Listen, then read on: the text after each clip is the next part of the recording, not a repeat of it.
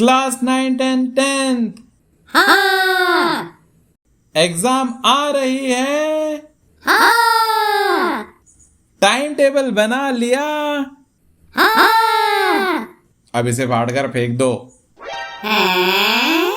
देखो class 9 10th traditional time table के बहुत सारे नुकसान हैं। जैसे नंबर 1, किसी चैप्टर को खत्म करने में कितना टाइम लगेगा या नहीं लगेगा ऐसा पता नहीं लगाया जा सकता इस टाइम टेबल से, और ये आपके कंट्रोल में भी नहीं होता। और यदि आप अपने इस टाइम टेबल को कंट्रोल में लाने की कोशिश करोगे तो स्ट्रेस आ जाएगा। दूसरा इसका नुकसान ट्रेडिशनल टाइम टेबल का ये है कि ये आपकी स्ट्रेंथ, किसी टॉपिक या सब्जेक्ट की स्ट्रेंथ और वीकनेस को ये नहीं बता पाता।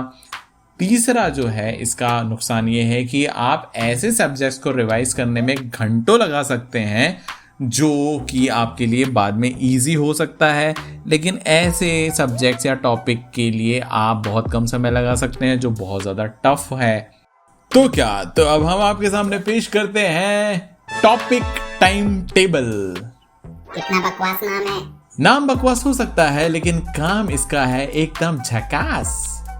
अब मैं आपको देने वाला हूँ टॉपिक टाइम टेबल का एक डेमो। आप क्लास 9 में हैं या क्लास 10th में हैं, आपकी एनसीईआरटी की बुक, स्पेशली हम यदि साइंस की बात करें, एसएसटी की बात करें, तो यहाँ पर बहुत सारे, आप मैथ्स में भी आप सब टॉपिक्स हैं, साइंस में भी सब टॉपिक्स हैं, सोशल साइंस में भी सब टॉपिक्स हैं, इंग्लिश में भी आप सब टॉपिक रहते हैं क्योंकि कॉम्प्रहेंशन चेक वगैरह बीच में रहता है तो आप उसको टॉपिक में कन्वर्ट कर सकते हो, हिंदी को भी कर सकते हो। तो ऑलमोस्ट सारे सब्जेक्ट्स में ये अप्लाई होता है टॉपिक टाइम टेबल। अब इसका डेमो मैं आपको देता हूँ। साइंस क्लास 10 के चैप्टर 1 चैप्टर 2 जो कि केमिस्ट्री के चैप्टर्स हैं। चैप्टर 1 जो है केमिकल रिएक्शन एंड इक्वेशन और चैप्टर 2 जो है वो है एसिड बेस एंड सॉल्ट्स।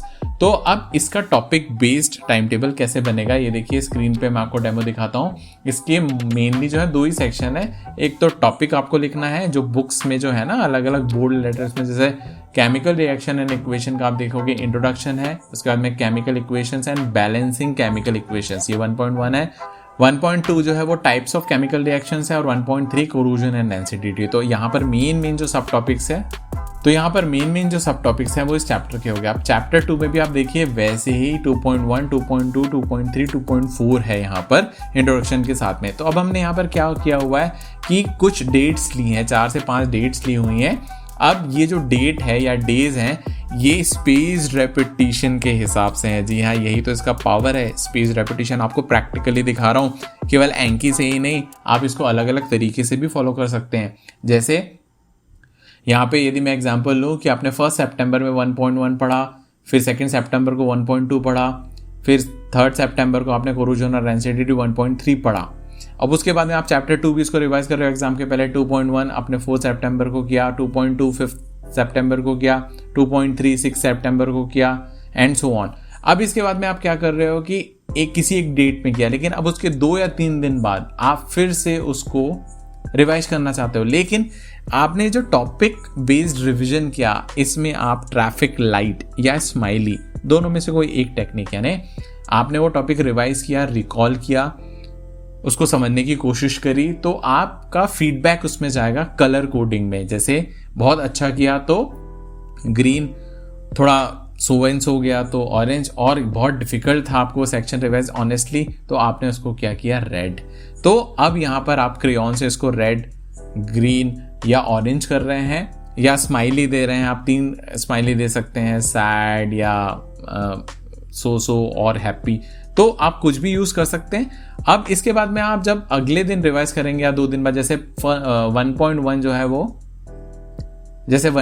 जो है वो chemical equations and balancing chemical equations है, इसको आप फिर से रिवाइज कर सकते हैं 2 दिन बाद, जैसे 1 सितंबर को किया तो आपको पता रहेगा कि ये सब टॉपिक मैंने कब रिवाइज किया था। उसके बाद में 2 दिन बाद 3 सितंबर को आप रिवाइज कीजिए। फिर उसके बाद में आपको 1 सितंबर में वो डिफिकल्ट था, आपको कलर कोडिंग से ही समझ में आ जाएगा कि किस टॉपिक में आपकी डिफिकल्टी है। फिर आपको उसको रिवाइज कर रहे हैं, फिर आपको वो नहीं समझ में आ रहा है, फिर आपने उसको रेड किया। ऐसा करते करते आपका एक पूरा का पूरा सिस्टम बन जाएगा, लर्निंग सिस्टम बन जाएगा टॉपिक बेस्ड का।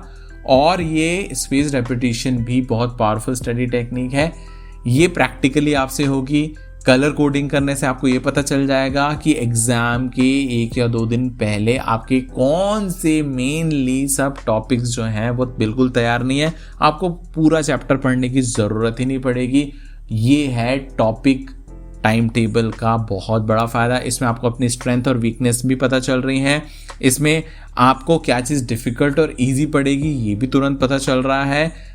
डिफ़िकल्टी को आप ओवरकम करते जा रहे हैं, रेड सिग्नल को ऑरेंज कर रहे हैं, ऑरेंज को ग्रीन कर रहे हैं, तो इससे आपको एक बूस्ट मिलेगा और स्पेस रेपिटेशन भी हो रहा है और जो डिफ़िकल्ट थिंग है उस पर आपको बहुत ज़्यादा फोकस हो रहा है। तो ये सारी जो डिफ़िकल्टीज ट्रेडिशनल टाइम टेबल की है वो इस टॉपिक बेस्ड टाइम टेबल में आ रही हैं और कवर हो रही हैं। बहुत ही पावरफुल मेथड है ये रिवीजन करने की, टाइम टेबल बनाने की। मैं ये जो टेम्पलेट है ये आपके लिए डिस्क्रिप्शन में दे रहा हूँ, इसको आप ज़रा ट्राई करके देखिए और फिर उसके बाद मुझे फीडबैक दीजिए।